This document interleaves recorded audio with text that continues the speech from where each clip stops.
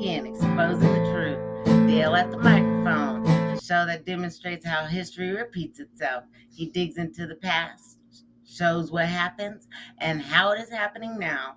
Follow the path of history to where it goes, then relate it to today to reveal the connections.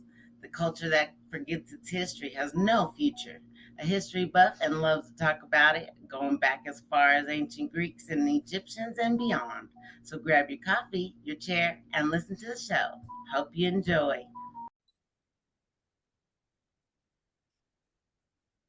I'd like to introduce you to Vic. He's a retired New York City Police Department officer, and he's worked several different departments, and I'd like to introduce him, and he can introduce himself to you now. Vic, join us in and tell us briefly about yourself. Hi, Dale. Well, first and foremost, thank you for having me on my show. I appreciate it. My name is Vic Ferrari. I'm a retired 20-year member of the New York City Police Department. My last 10 years, I was a detective. I'm a Bronx kid, grew up in a lower middle-class family in the Bronx, always wanted to be a police officer, specifically the New York City Police Department. I like to tell the story when I was 10 years old. My friends and I used to sneak into the post office and steal the FBI wanted posters off the wall and go around the neighborhood having manhunts looking for bad guys. And it was probably funny to see a bunch of 10-year-olds walking around with wanted posters going into the local deli, trying to line up a guy wanted for a bank robbery in Louisiana, and some poor telephone repairman guy trying to get a sandwich in the deli. I knew what I wanted to do early in life. You know, growing up in New York, watching all the television shows about the New York City Police Department. By 10 years old, I knew what I wanted to do. By 20, I took the exam. By 21, I was in the police academy, and I had a wonderful 20-year career. I worked in a lot of different units, everything from plainclothes, pickpockets. I worked in the narcotics division. And my last 10 years, I was a detective in the NYPD's auto crime division. So anything with chop shops, stolen cars, exporting stolen cars out of the country, changing vehicle identification numbers on stolen cars for resale, identity theft, we were involved in. And after I retired from the NYPD, I got into writing books. I've written a series of books, 4 of which are a behind-the-scenes look into the New York City Police Department. Those are the ones I'm interested in, is the books. I'm sorry, Dale? How many books did you say you wrote 4 books? I've written 6, but 4 about the New York City Police Department. 4. Okay, because I remember when we talked earlier, you had one that you just finished writing. Yeah, I just finished writing Confessions of a Catholic High School Graduate. It's about growing up in the Bronx and, going to Catholic high school, kind of against what I wanted. Here, the book cover, it's got a picture of a kid in a Catholic high school uniform getting chased by a priest. That actually happened to me. You confess one sin too many, it can lead to a foot chase to a church. Well, I went to a Catholic school in 2nd grade. The nun cracked my knuckles. Oh, yeah. Oh, they were no joke. Well, no joke. I kicked her in the shin with steel-toed boots on. Oh, it's funny when people say, well, it's funny nowadays, people, it's a different world, a different culture, and people say, wow, the corporal punishment, they could hit you. And I go, yeah. And they go, well, didn't you tell your parents? I'm like, here's the thing. If I went home and told my parents that brother so-and-so kicked me in the ass or gave me a smack in the mouth for acting up in class, my father would say, what did you do? And I would have said, what does every kid say? Nothing. I was minding my own business, and he just landed on me and smacked me around. And I know what my father would have said. All right, we're going to go to school and we're going to talk to brother so-and-so. If his story is more believable than your story, there's going to be 2 people getting crucified. So why would I do it to myself again? I had already been punished. Why was I going to go home and get punished again? Like, I just learned it's over. I suck it up, move on with my life. Well, my father would have done the same thing. In fact, as he did after I kicked him. That was my last day at Catholic school. Was raised in public schools from then on. Anyway, you showed me a book cover last time about the auto details you worked with and the auto theft the last 10 years. Grand Theft Auto, the NYPD's auto crime division. Yeah, it's everything you wanted to know about the stolen car industry and was afraid to ask. Yeah. I'll tell my listeners where you can get it so they can listen to it. Yeah, sure. All my books are in paperback. If you go to Amazon, go to the book section, just type in Vic, V-I-C, Ferrari, like the car. My book library will pop up. All my paperbacks are $10. I try to keep the price point low. Yep. Or if you read ebooks, they're $2.99 ebook download. Yeah, because I do ebooks. I do Audible. Okay. So I may go ahead and get it because I mean Denver's got a bad reputation for being an auto theft mecca. What's got a bad rep? Denver. Really? Yeah. So I did not know that. See, like when in the early 90s, New York City was averaging 150,000 stolen cars a year. So it was like shooting fish in the barrel. Even before I became a detective and worked in auto crime, I was always getting involved in car chases because they had just come out with the computer cars, the little terminals. Mm-hmm. So if you sat there and you were punching plates, eventually you were it was just the law of averages. It was almost like going to a casino and putting quarters in the slots. You're Right. going to hit from time to time, right? So I'd sit there and, bing, the car would come back stolen. And the next thing you know, I'm in a car chase. That would be interesting in the downtown New York area. Well, I never worked in Brooklyn? Midtown. Well, here's the thing. New York is 5 boroughs. Mhm. And I mostly worked in the Bronx and Harlem. So it was a Okay. little more wide open spaces than when you're thinking of like Manhattan with the narrow streets. Like, yeah, Right. those guys couldn't get away with what I got away with. Yeah, I was going to say, I seen TV and the traffic for nobody owning any cars in New York City. They seem to have a lot of cars on the Yes, road. that's very true. But yeah, I'm not familiar with New York. I've only been to Queens once, way back in 69, 70. The only time I've been there. I was in the Yeah, it's military and went to changed. see a friend of mine. Yeah, But, it's changed quite a bit. Oh, I'm sure it's like never. I was gone for 13 years and the whole city changed on me. Couldn't find my way around the first year I was back. And anyway, you said that you wanted to be a cop since you were a kid. Do you know what triggered that, or just that you just wanted to be typical kid? I want to be a policeman. A little of both. But there was a movie theater around the corner from the local police station. So when my mom would take me to the movies on Saturday, like to see a matinee, I always used to run up to the police cars. Like I just, I used to play cops and robbers as a little boy. So here's a police car. And I would look in, and see the equipment and the nightstick and the hats. And then I started hanging around the police station. I would watch how the cops came out of the station house, the way they wear the hat on the back of their head, how they would rest their hand on the butt of their guns, like the old 38s with the Sam Brown gun belt. So like the old gunslingers, you know what I mean? In the old days, before they went to dump pouches and then later speed loaders and then later semi-automatics, the old time cops would have the bullets like exposed on the side of the gun belt, like the bandoleros. They look like, something like in a Clint Eastwood movie. And I'm like, oh, I want one of those. You know what I mean? Yeah. So I knew what I wanted just watching those guys.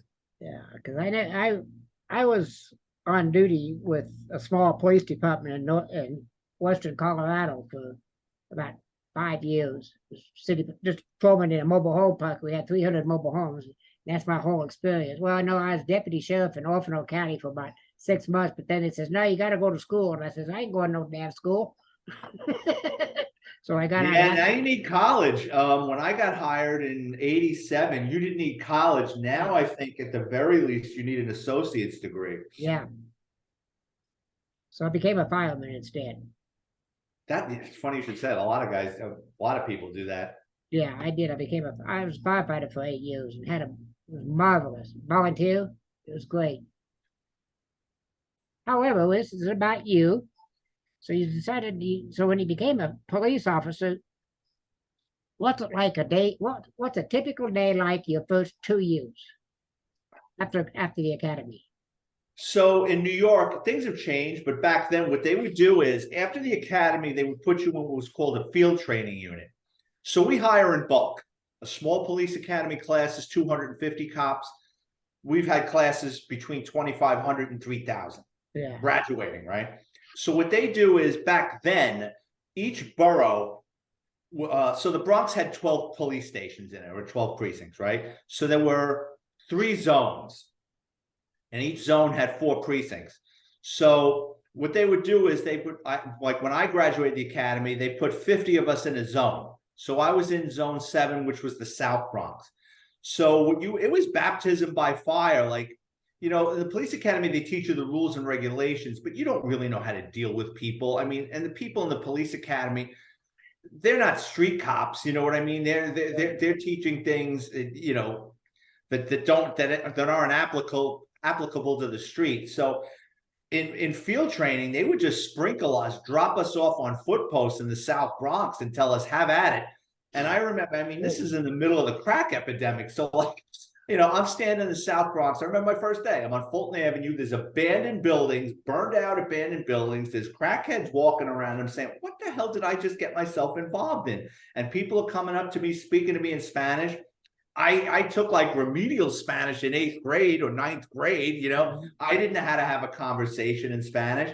And you know, you learn. And then once in a while, the sergeant would take 2 of us and throw us in a car, and we would go out with the sergeant and respond to different calls like DOAs or domestic violence. And the sergeant was like a guide. Like, you know, we would go and, you know, we would talk to people and interact. And if he thought we were making a mistake or had swam out too far, he'd pull us back in.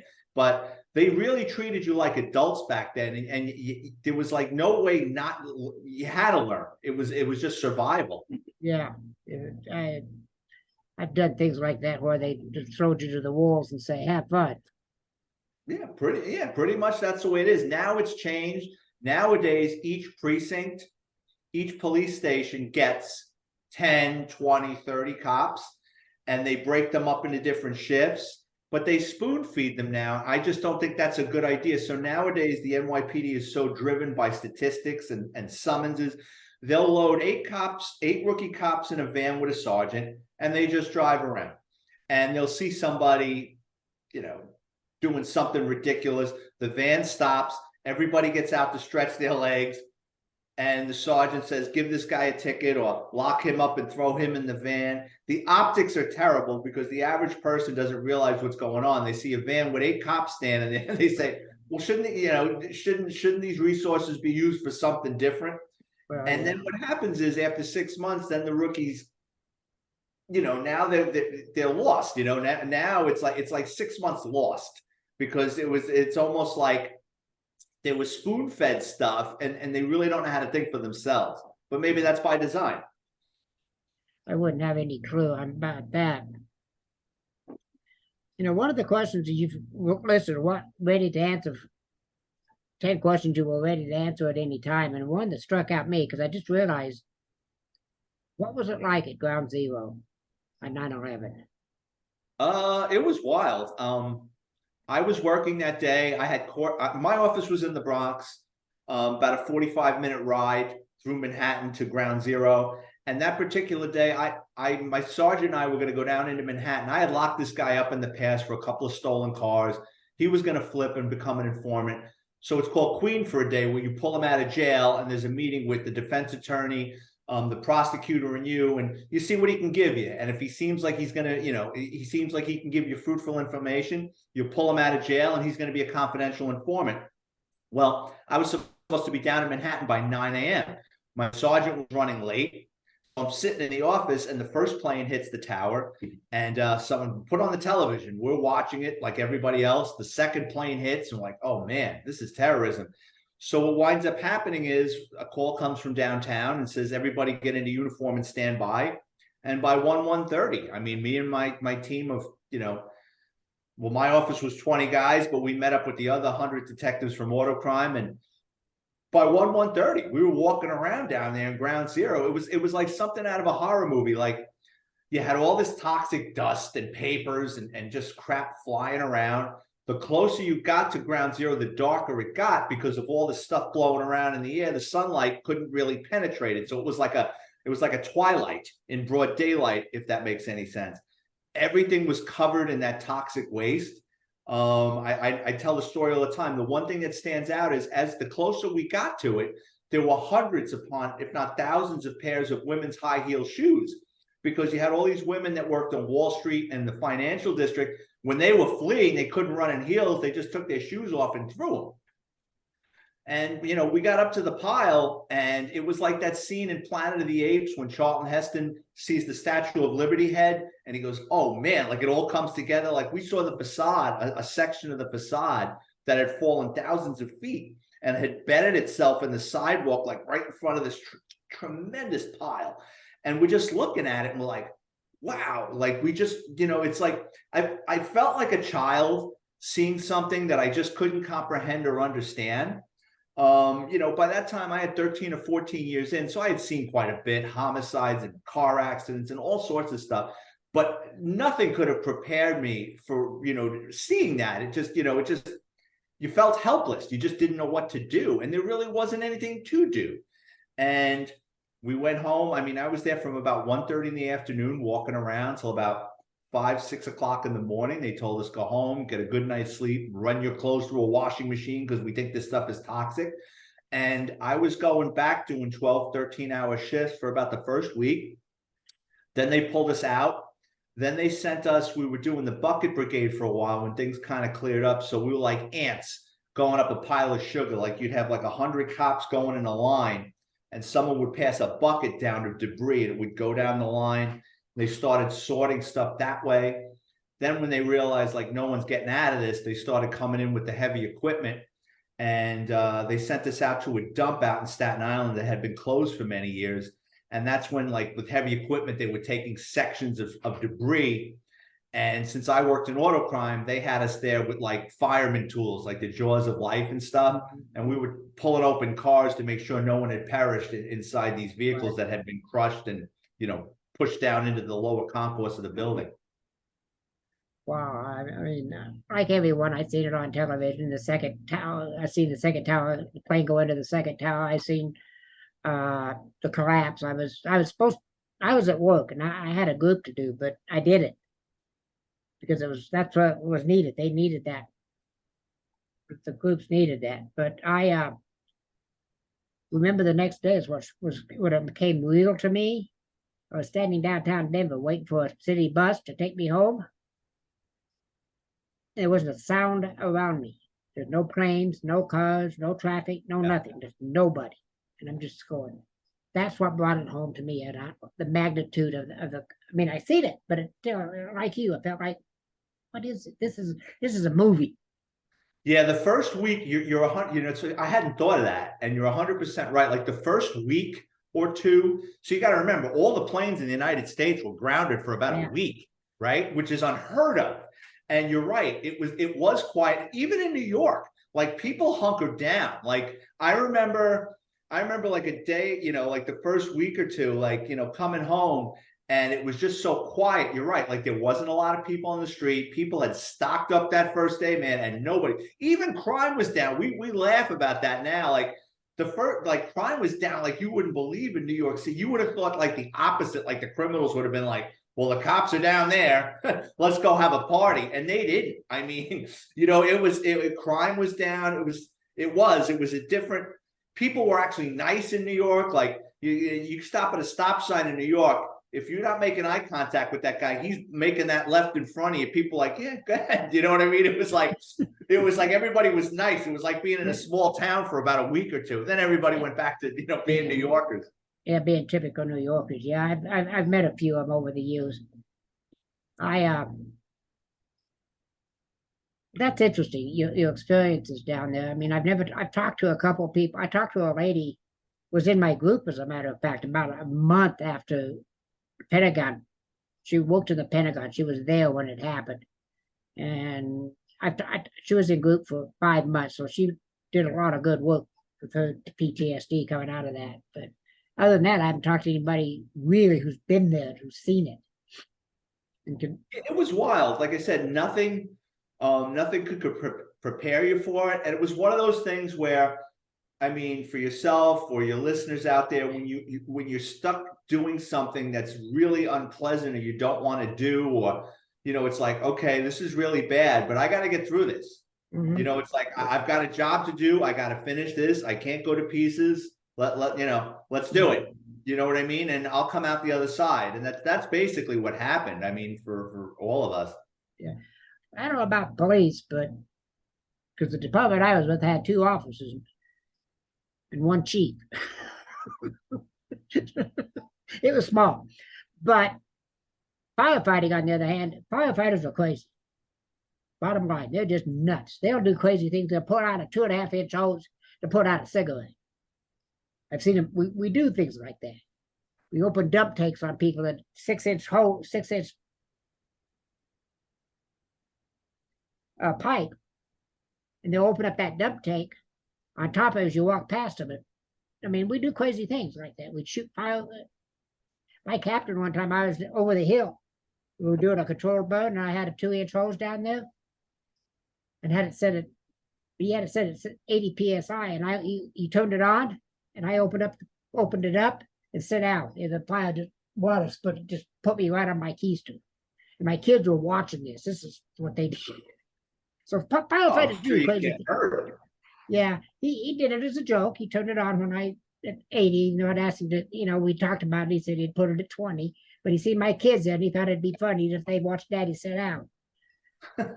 They loved it. But the point is, do cops do things like that?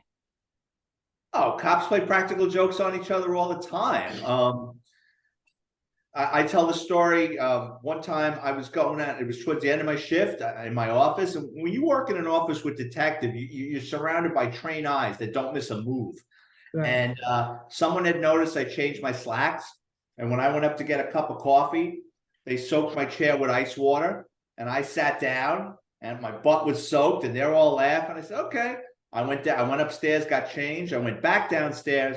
Across the street from our office was a pet store. I went in there and I bought 100 crickets. I guess you feed snakes with those things. I put it in a plastic bag. I went into the parking lot. I found the ringleader of the group's car. I used the Slim Jim. I opened up the back door of his car. I cut the bag. Those things stink. And I dumped the crickets in the back seat of his car and I shut the door. The guy wound up having to sell the car. They kept breeding in there. So what happened was he would roach bomb the car from time to time and think he killed him. And then one or two would have a party and then they'd start chirping and jumping around his car. It was an old car. It was like an Olds 88 or whatever, but he wound up having to sell the car. 100 crickets. At least you didn't turn them loose in the precinct. No, that would have been bad for business. But yeah, like that's a story from my book, The NYPD's Flying Circus. I think there's a chapter in there called Practical Jokers. And it's just all the stuff we used to like. We would play like when I was in uniform, you'd watch like one of your friends like radio car. They would go into the station house for an hour to take their meal hour. We'd break into their car. We'd pull the air vents off. We'd pour cornstarch down the AC vents, put the vents back, put the AC up on high. They'd get in the car and start it up and poof. They look like they worked in a bakery. Then they'd have to go back into the precinct and get changed. We were always screwing around doing stuff like that. Yeah, that's good. I'm glad the camaraderie. Camaraderie. Yeah, no, you're 100% right. And the guys that couldn't take it, we left them alone. You know what I mean? Like, you don't want to bully somebody. So if you could tell like someone really wasn't getting the joke, you're like, all right, he's a different kind of guy. Just leave him alone. You know what I mean? Yeah. So you really had some good friends. You still have friends on the department, or you totally? No, you know, it's so fun. I'm writing another NYPD book now called, and then and the last chapter is going to be called, and then there were none, because a very good guy I met in the police academy, and for whatever reason, he and I kept in touch for 35 years, and he was the last one. He actually reached out to me last summer. He's like, I retired. I'm like, really?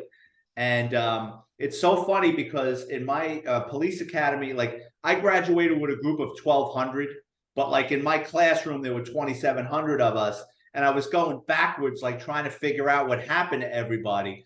And probably out of 27, only like probably 10 or 12 actually did 20 years or 20 plus years. Mm-hmm. Some went out on disability. A couple, unfortunately, died before their time. A bunch got fired for different things. Some left to go to different police departments. You know what I mean? So it's, just attrition. Just attrition. So you're not connected to the department anymore. So you can't, like the TV shows, every retired cop or private detective has contacts. Well, here's the thing. I do have my ear to the ground, and it's because of like Facebook. So on Facebook, there's so many retired NYPD groups, right? Mm-hmm. And they got to know who you are. It's not like the average person. Like what they'll like, say for argument's sake, I wanted to join a retired NYPD group. They'll post my photo and say, does anybody know this guy? Like, can anybody vouch for who this guy is? And Mhm. somebody, oh yeah, I worked with him. I worked with him in the 4-2 precinct. Or, oh yeah, he's a good guy. I worked with him in narcotics. And then they'll Yeah. let you into the group. So that's how I, keep track of what's going on with the NYPD, because a lot of these people, they have family that's still active. So Yeah. that's how I get my information on what's going on in the department. Right. Close something up, and I am almost positive this is the way it is. In NCIC, they got those CSI crime shows. where they- Yeah. yeah, that they solve the crimes rather than just do the scientific work at the crime scene. Is that true? What do you mean, like the crime scene unit, the people that come in Yeah, and like, they don't solve the crime themselves. They don't go out and find the killer or whatever, the public burglar. They just do the scientific work at the crime scene. well, there's two levels of that, right? So we have the NYPD, you have crime scene unit, right? Crime scene unit responds to the heavy stuff. Yeah. They're going to respond to homicides, someone seriously injured, likely to die, something that they know is going to be newsworthy and they want it handled correctly. If you and I are just patrol cops and we happen across a stolen car and we want the car fingerprinted, each borough has what's called an evidence collection team. Mm-hmm. So that's like a handful of cops that'll show up, and they're going to handle things like a burglary. They'll dust for prints at a burglary or a stolen car. They're not going to get involved in anything too heavy. The ones in crime scene unit have like the newest toys and gadgets and stuff, and these people have been doing it for years. What they basically, so say it's a homicide, right? The first cops show, the responding cops come, they go, uh-oh, this is a homicide, take a step back, secure the crime scene, you call the supervisor, you call the medical examiner, you start making your notifications. The precinct detectives will come, they're going to step back, crime scene's going to come, and then they're the ones that's going to spray luminol and do a fingerprint and do all that other stuff. Then once they've secured it, the medical examiner is going to come and he's going to say, okay, the body's going to the morgue, we're going to do an autopsy. Then the precinct detectives start combing through that stuff. Yeah. If they don't have a suspect, it's different rules, but like in the NYPD, you have 12 precincts, right? So let's say we're talking about the Bronx. If there was a homicide committed in the 4-6 precinct, the 4-6 precinct detectives are handling this. If they don't have a suspect named within a week or two, now you have Bronx homicide. Those are detectives that strictly do homicides. They're brought in and they're going to work with them. And for the most part, everybody plays nice with each other because they all know each other. And the reality is the precinct detectives at one time or another are going to want to work in Bronx homicide. Yeah. So everybody, it's not like, well, like a kid holding his candy bars, like you get into with different agencies and it becomes like a contest of who's got what information. They share, so, and then if the case goes cold, it'll stay with Bronx homicide, and then those detectives work on other stuff.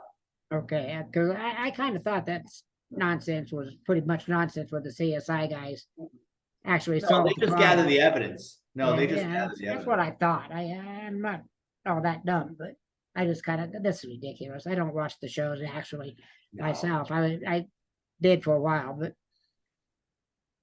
and you worked auto theft for 10 years, right? Auto detail for 10 years. Yeah. I was a detective in the auto crime division. It was like, we would pick off the garden variety car thieves, to keep the numbers down. But our mission was organized crime, the mafia, organized crews or gangs that were stealing cars in bulk.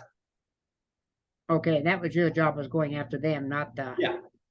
Oh, we would pick off the garden variety ones. Yeah, if a precinct was getting killed and their commanding officer's like, listen, we're getting killed with 5-6 stolen cars a night, we would go up there and hunt those guys down, Yeah, but for the most part, the patrol. What's a typical day like when you were in that division?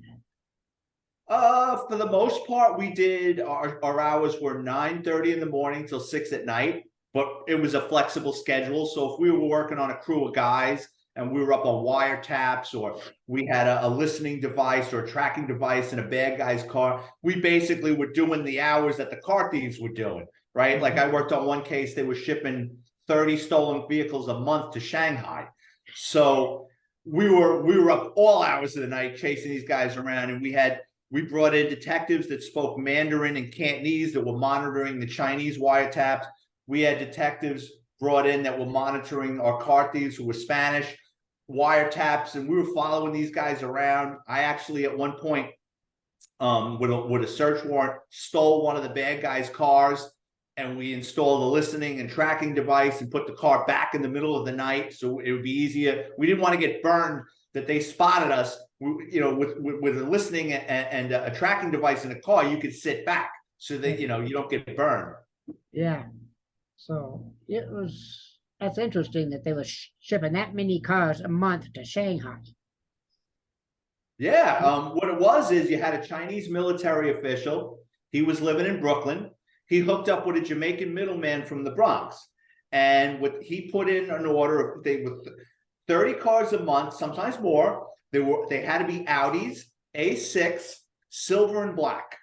And the Jamaican knew all these car thieves in the Bronx. So he had it was like, I'm dating myself with a Rolodex, but like he had a Rolodex of car thieves, right? He had his favorites.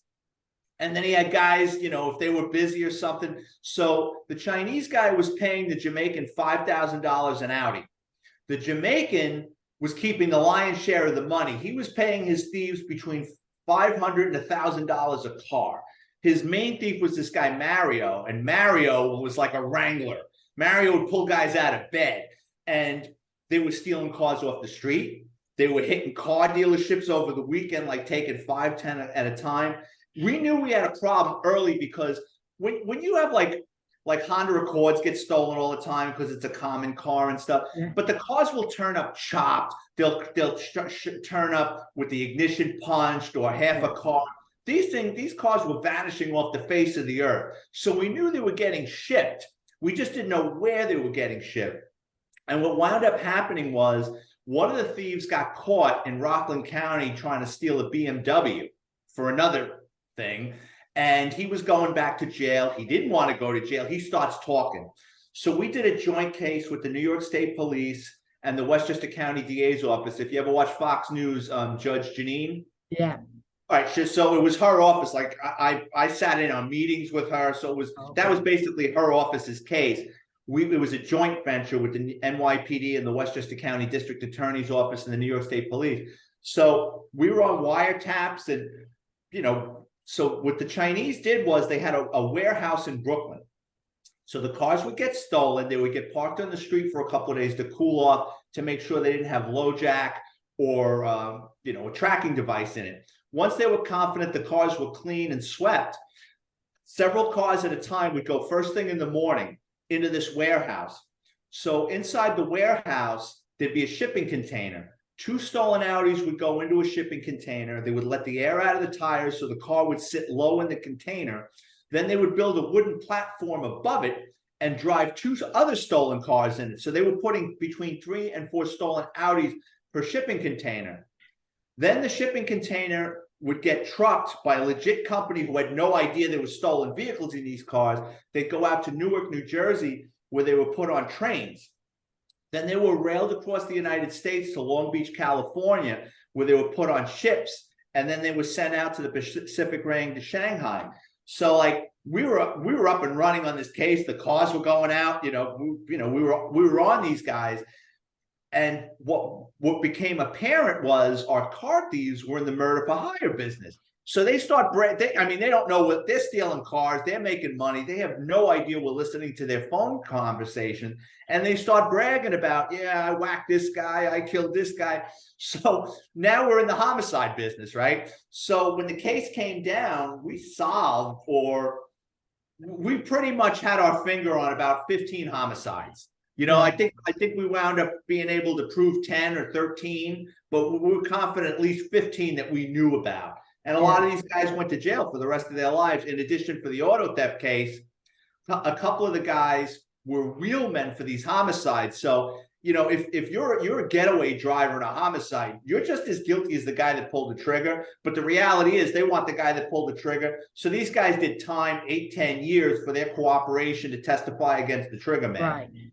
Yeah, plea bargains, which is, I have no qualms with those.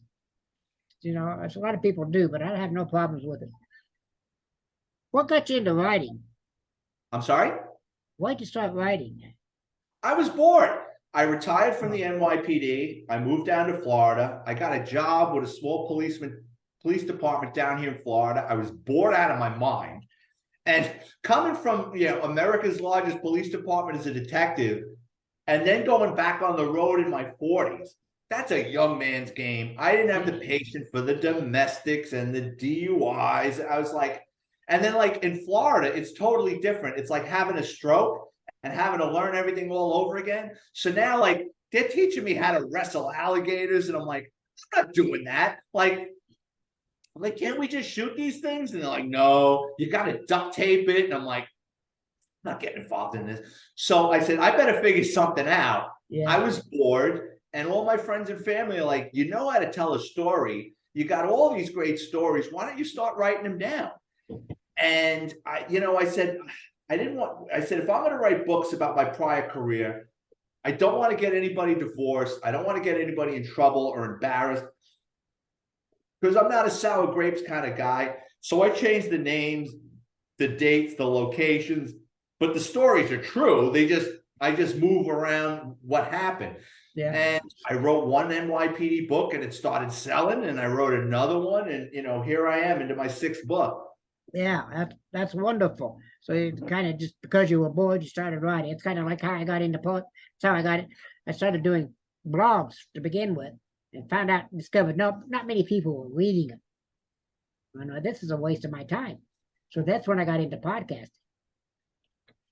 You know, that's so true. You can have the greatest product, blog, podcast in the world, and if nobody knows about it, it just sits there. The onus is on the individual to go out there and promote yourself. And that's like what me and you were talking right now. Like people like yourself are nice enough to put me on your forum, and that moves books for me. And I get to meet a lot of people, and it's opened up opportunities for me. There's a radio guy in New York and Philly. And as a result of doing these interviews every week, I'm on his show. Either he has me on live as a guest, or every week I cut a 3-minute story. So when he wants to take a break, he goes to one of my stories, and that sells books for me. It's opened up opportunity.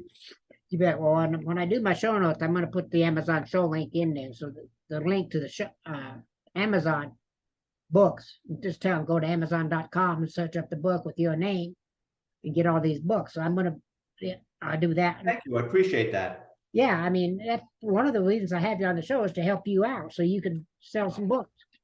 No, I appreciate it. And my listeners, my mainly is history, but you've got a history here that I'm interested in. It's history repeating itself is basically what I'm doing. What I do. I just finished one on climate change. I got to record yet. Well, history does repeat itself. You're right. Yeah. So what's it like at a crime scene? Say an auto theft. Let's keep it. Auto theft or a homicide? Homicide. Let's do homicide. Let's get more listeners. I've walked in on a couple of them. You want to hear a couple of me walking into a homicide story? Well, one of them anyway. Yeah, all right. One time is the early 90s, and walking out of the station house, and a female cop hands me an address, and she says, I don't know, it didn't come through 911. They called the precinct. It sounds like they're yelling in Spanish. I think it's a cardiac. So the guy I'm working with, who was later killed, that's another story. He and I race up. We get up to the 6th-story walk up. We go into the apartment. There's people yelling and screaming. I'm kind of swimming through people. I get around to the kitchen. I see a pair of legs. There's a woman laying there. Her son's on top of her. There's blood all over the place. And mom. I tell the young man, come on, you got to get up. He gets up. The woman's covered in blood. Blood's all over the place. But like if you cut your finger, blood is bright red. Right. Blood was rust color brown, which means she's been there for a while. So we take the young man. We sit him down on the couch. He's crying. He's hysterical. Looking around the apartment. It's been ransacked, right? So like when was the last time you saw your mother? And he's like, he went from being hysterical crying to measured. Like all of a sudden it was like, now he's repeating every question I asked him. Like, when was the last time you saw your mother? When was the last time I saw my mother? I'm like, yeah, about 4 hours ago. So he started getting weird. And we weren't putting the screws to him. We were just asking him basic questions. So the detectives come, they take him to the precinct, and you start looking around the crime scene, and now it's apparent that things have been staged. So when a burglar breaks into your house, they're dumping things out of drawers. They're not dumping things out of drawers and placing the drawers right back in nicely, right? Her bag is dumped upside down. The contents of her bag are all over the apartment, but the bag is put right side up and no one touched the credit card. So that was odd. It didn't make sense. No. So at the precinct, he's cooperating, but he's not saying much. And the woman had 3 brothers that lived in the building across the street. And the detectives told the brothers, listen, your nephew, we don't know if he did it or not, but it's obvious he knows more than he's saying. Maybe you can get more out of him. And the young man, he didn't want a lawyer, but he wanted to go home. So the detective said, okay, go. So they told him to go with his family, hoping to come back at 6 o'clock in the morning and get him again, right? I had to guard the crime scene. The crime scene unit came, they took fingerprints around the blood. There was no murder weapon. There just was blood all over the place. The following morning, the detectives, in the NYPD, when there's a homicide or someone dies, the responding cop has to fill out what's called a toe tag. It's a piece of oak tag with a little piece of string on it. You put your name, your information, the deceased information, and believe it or not, you tie it around the person's big toe. Mm-hmm. The following morning, that cop has to go to the morgue and ID the body for identification purposes. So the next morning, I get up early. I go down to the morgue in the Bronx. Skeleton crew. It's like a Sunday morning. I hand this kid that's working there the paperwork. He goes into this big refrigerated room, right? Wheels out a gurney, pulls off a sheet, and there's a black guy. And I go, no, Hispanic female. And I show him the paperwork. He goes, okay. Throws the sheet over the black guy, wheels him back into the room, comes back a couple of seconds later, pulls off the sheet. It's a male Hispanic guy, looked like a wino. I said, what is this, a joke? I said, I didn't come here to see everybody that died in the Bronx last night. I'm looking for her. I go, let me in there. So I walk into this refrigerated room, and there's like 6 or 8 bodies on gurneys with sheets. And I recognize my handwriting off the toe tag. I pull the sheet off. It's the woman from the night before. I go, okay. I sign the paperwork. I leave. I go back to the office, to the detective's office, and they're all high-fiving each other, they're celebrating, and I see the guy in the cell. So obviously I go, what happened? The detectives got up the next morning. They go to the building to interview the guy again. When they get into the hallway, they hear yelling and shouting.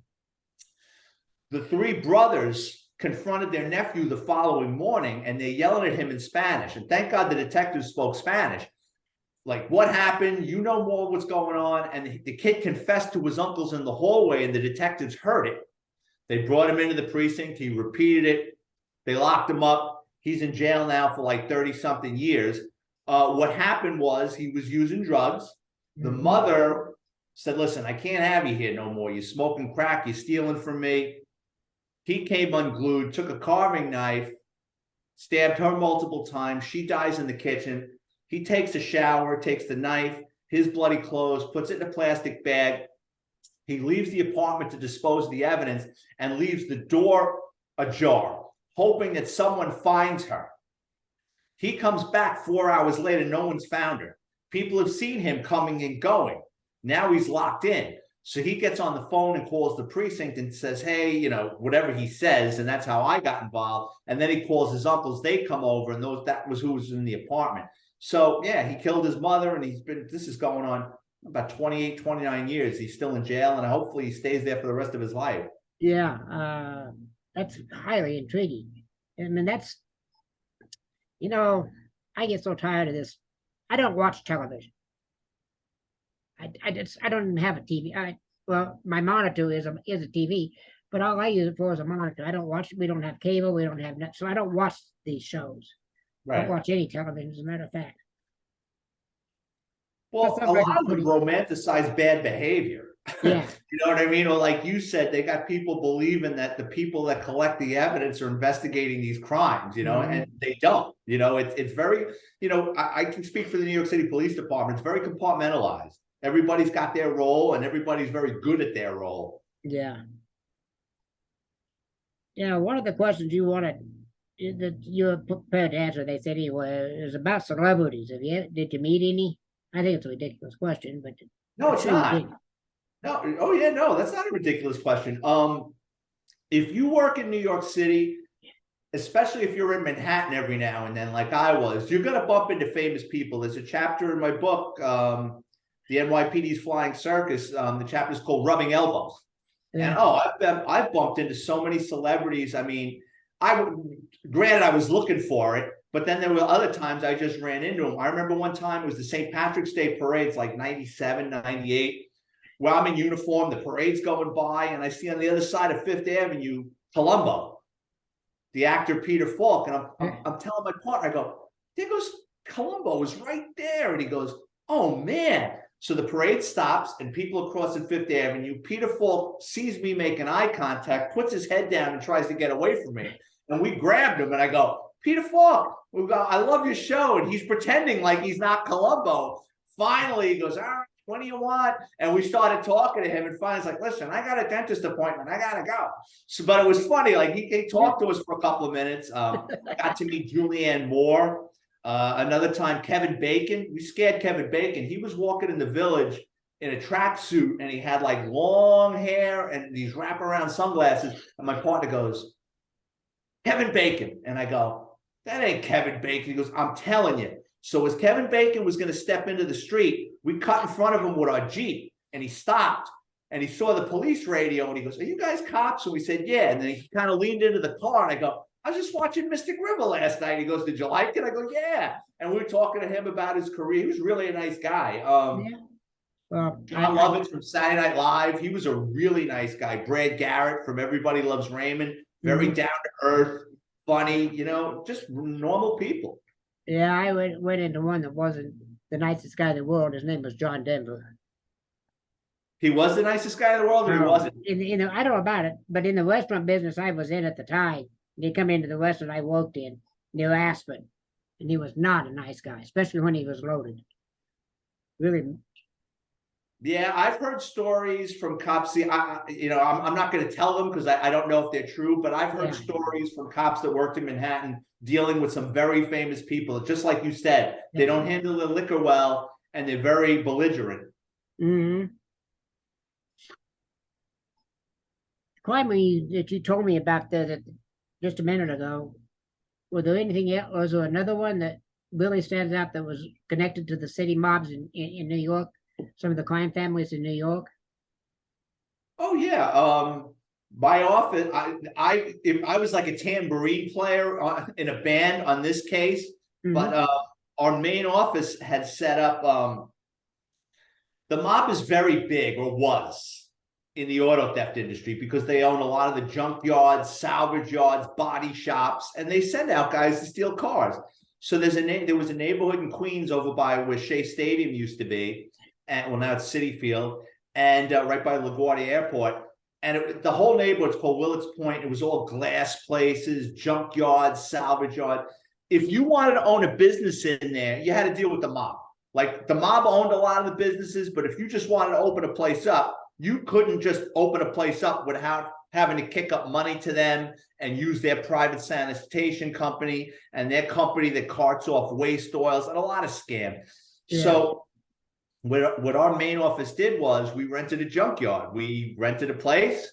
They filled it up with abandoned cars and got equipment, and they started a junkyard. And John Gotti's son-in-law landed on them and, do you know who I am? And you can't operate in here, and you got to kick up. And, the place was wired for sound. So our office were paying him to operate and use his scams and everything. And, when they took the case down, Gotti's son-in-law got like 8 or 9 years.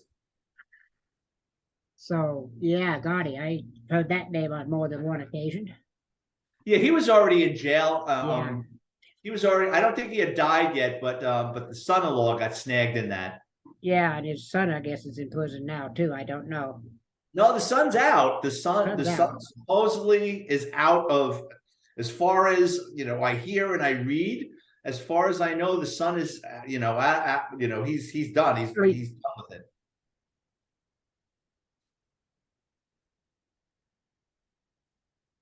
What's the strangest thing that ever happened to you while you were a police officer? Oh goodness. Strange, like brutal, strange, like I mean, there's no 2 days are like in the NYPD. You walk into one thing thinking it's something. I could give you story after story after story. Early in my career, towards the end of my shift, we see a fire truck putting out a small fire with a car. Little Toyota Corolla, it's like 1988, 1989, was on this road by the dump, and they're putting out this fire. It's an interior fire, and it was a newer Toyota Corolla. We figured it was an insurance fraud, someone burning their car. Yeah. And the fire department, they're putting out the fire, and they're taking the plates off the car, and we're just talking to the firemen, right, letting them do their job. And I'll never forget, they pop open the trunk of this little Toyota Corolla. There's two guys in the trunk, duct tape and shot multiple times. And one guy is blinking, right? He's still alive. Like, oh shit. So one guy's dead, the other guy's blinking. Take him out of the car. We pull off the duct tape, and it was wild. He later died. But the thing is, whoever did this, they were still alive in the trunk because we found shell casings. So picture that. You're in the trunk of a car, duct taped, and two grown men in a Toyota Corolla. Like they were shoved there. It's not a big trunk. Not like you'd want to be in a Cadillac trunk. You never want to be in a yeah. But these two poor guys are laying stacked like wood, shoved in this car. They opened the trunk, shot him multiple times. I think it was a 22. Shot him multiple times, shut the trunk, set the car on fire, and took off. Yep. Wow. That would definitely be at the end of your shift. Oh, do you want to hear another homicide story? Yeah, we got about 6 minutes left.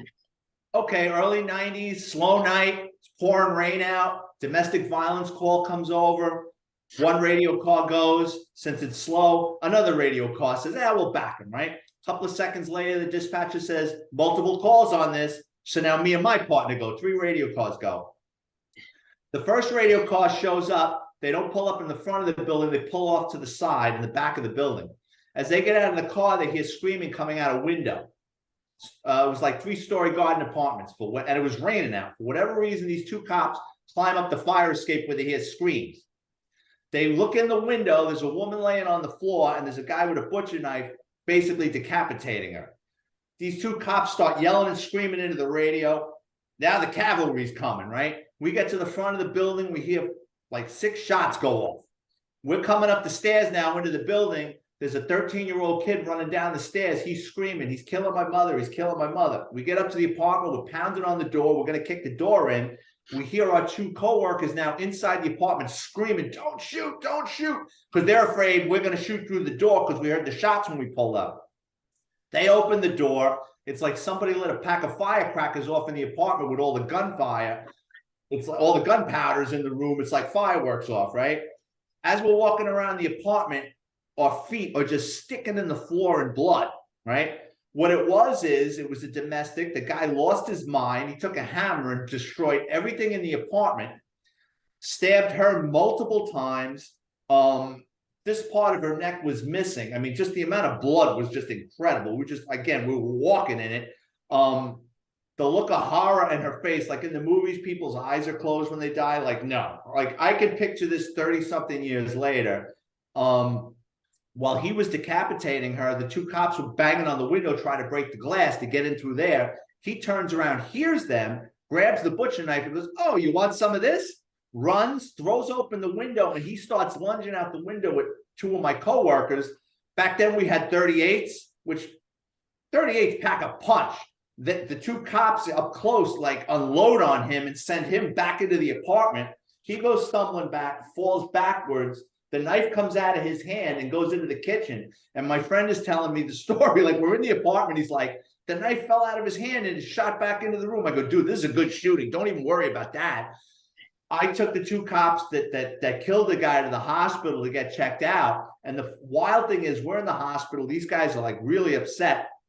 And the cop reaches down and touches his leg. The guy, when he was swinging out the window, cut his pants, but didn't, because like cops don't, NYPD cops, we don't go to the tailor. If you ever watch it, next time you see NYPD cops, everybody's got baggy pants because they're too cheap to go to the tailor. The knife went right through his knee, but didn't touch his kneecap. Wow. So, she was Awesome. dead, unfortunately, and they killed the guy in the apartment. Well, yeah.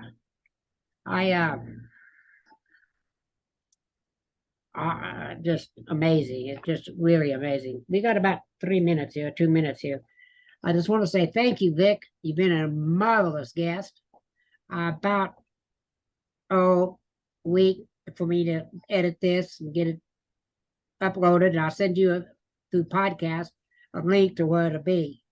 Okay, yeah, please Not do that. podcast, through Podmatch, and you can. Yeah, or email me the link, and I'll promote it on all my social media platforms. I appreciate the opportunity. That'll work out, because I like I say, I'm going to promote it on Facebook, LinkedIn, and Twitter. Are the 3 places I do most of my promoting on. Plus, my show notes will be on there. Okay, yeah, and I'll send you my Amazon book link to make it easy for you. That'll work. That'd be fantastic. That'll make it easier for my listeners to go to and get your books. So, Vic, thank you. Thank you again. You've been a marvelous guest. I'm glad to keep yourself safe and then keep writing. Thank you so much, Dale. I appreciate it. Have a good weekend. You betcha. You too.